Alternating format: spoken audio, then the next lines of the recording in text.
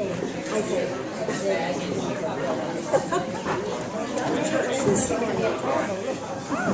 everybody, we're going to start now. It's a pleasure today to give you some background on my mother, the author of Neve, Virginia's Thousandfold Man. Frances Shirley Scruby was born and grew up here in Greenwood, only a mile or so from Emmanuel Church.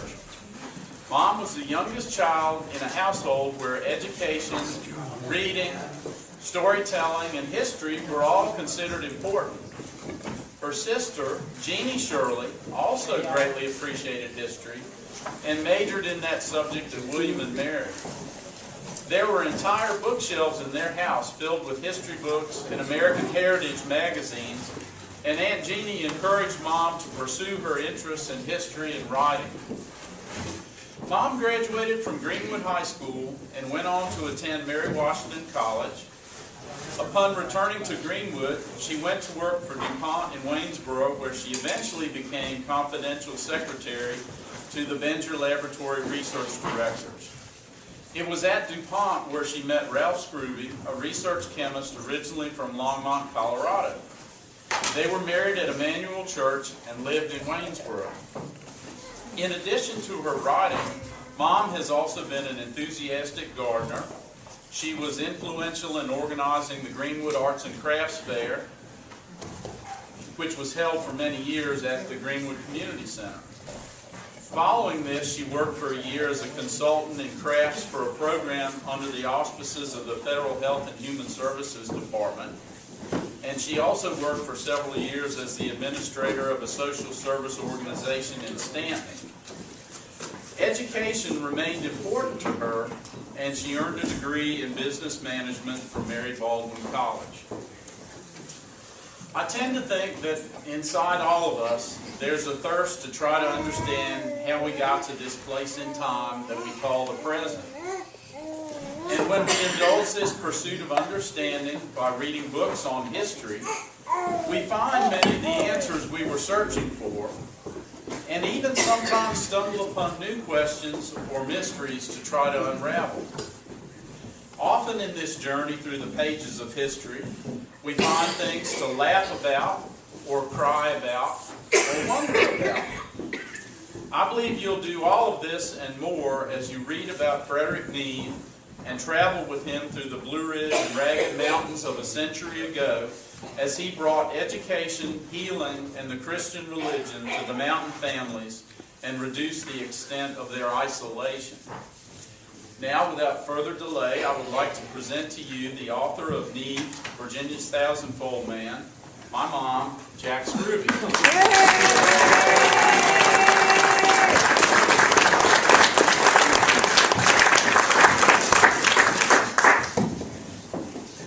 Thank you, Brian, for introducing me, and thank you for all the proofreading you have done over the years while I was writing this book.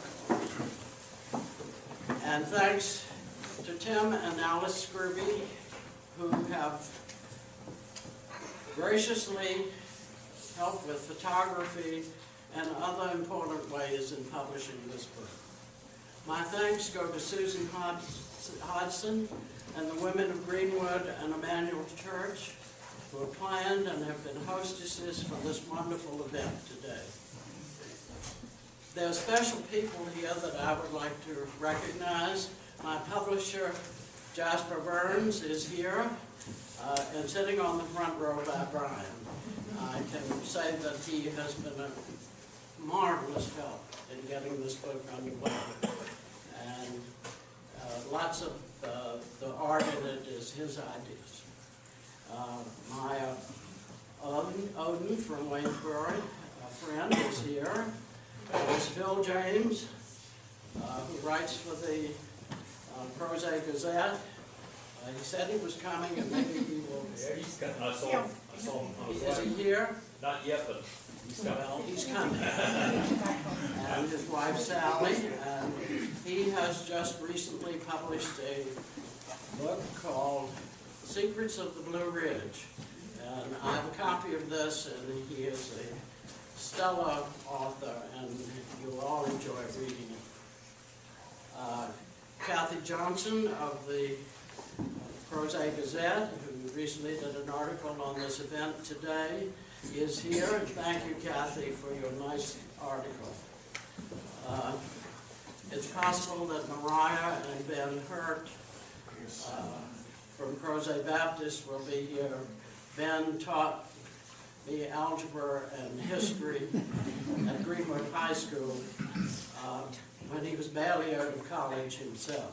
And he is a beloved principal to many Albemarle County pupils.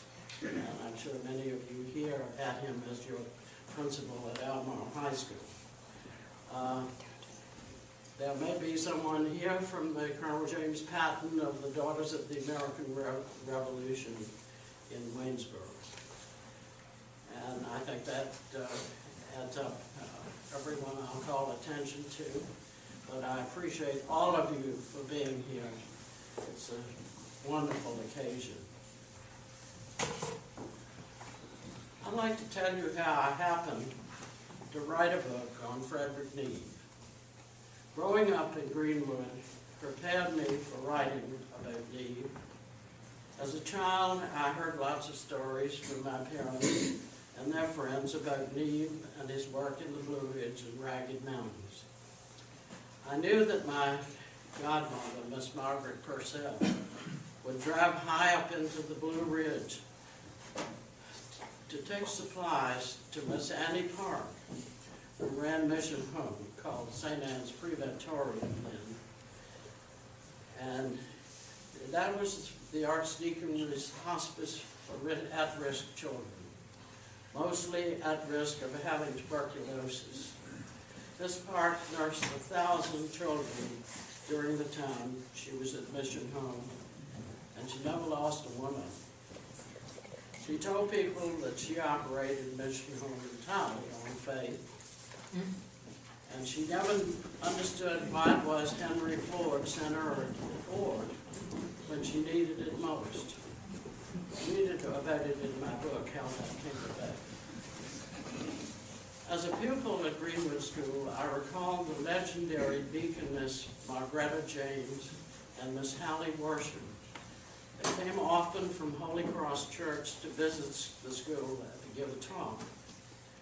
I learned as a child that these ladies enjoyed the profound respect and love of the people in the area in recognition of all their good works. And so it was that the environment in which I grew up had given me a rich knowledge of Frederick Neve and the people who helped him in his ministry. It was during the week of Palm Sunday, 1968, that Jeannie Shirley, my sister, gave me a card with Neve's Prayer of the Order of the Thousandfold. A friend who was on the vestry at St. John's in Waynesboro came to lunch a few days later, and I showed her the prayer. She asked me to find out more about it.